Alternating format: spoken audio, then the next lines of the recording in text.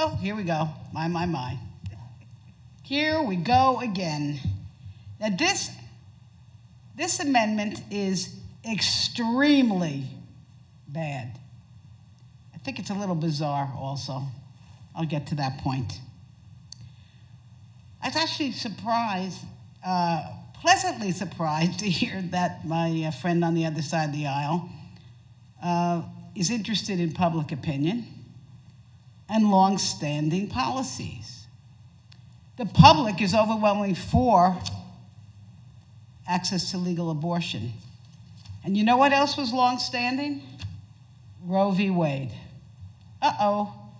Anyway, back on this amendment, because really it's not enough for my colleagues on the other side of the aisle that the Supreme Court just set back this country years and is threatening the life of millions of Americans by dismantling access to abortion in this country. So my colleagues on the other side of the aisle think it's just fine to do that around the world by inserting the harmful Helms Amendment and also reinstating the global gag rule, which will effectively prohibit safe abortion and health care services for poor and vulnerable women in low-income countries.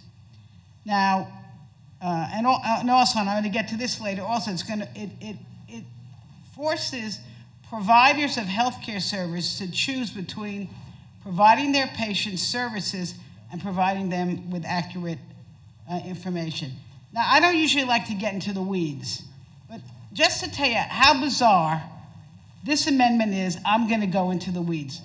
So if you have your book, your bill, and you go to page 29, and you go to line 7, it reads, this is our bill, that the information provided about the use of condoms and modern contraceptives as parts of projects or activities that are funded from amounts appropriated by this act shall be medically accurate and shall include the public health benefits and failure rates of such use.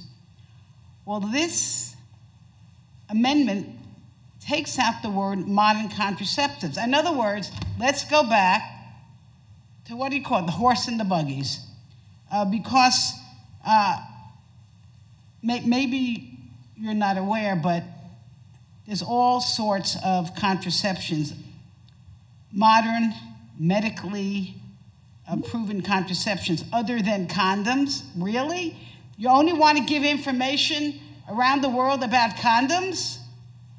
What about contraceptive pills, implants, the patch, vaginal rings, IUDs, and other, well, there's a lot of others, but let's just bring in the horse and the buggies. We're just going to rely on the condoms under this amendment. But there is more. There's more to this because you want to bring back that old gag rule, the old gag rule. That's the rule. It is what it is. It gags. It's like putting a gag on healthcare providers. They can't give their patients correct information because if they do, they lose their funding.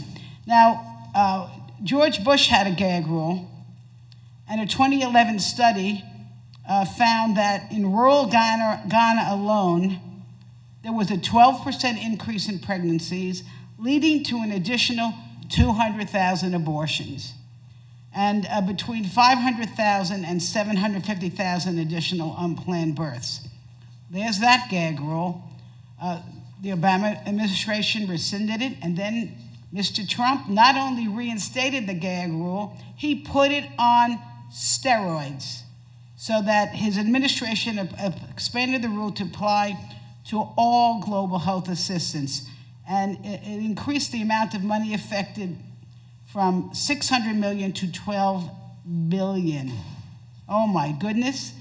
And this covered work unrelated to family planning and included projects related to AIDS, HIV, nutrition, malaria, water and sanitation, tuberculosis, and other infectious disease. So just some examples. It caused a provider in Uganda to end a program to 6,000 adolescents seeking protection from unwanted pregnancy. The Family Health Office in Kenya, the country's largest sexual and reproductive health organization, was forced to eliminate free mobile outreach services that served approximately 76,000 women and closed 3 clinics. Another provider in Mozambique was forced to close 18 youth-friendly health centers and 72 of their mobile clinics. Really, what do we want to do? We want the world to become sicker?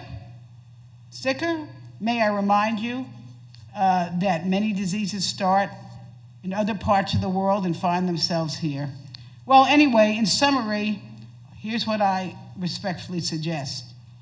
If you want a peaceful, more prosperous world, women must be in control of their reproductive health, their lives, and their futures, and we must make sure that people have accurate medical information all over this world. Again, this amendment is extremely bad, and I urge its defeat.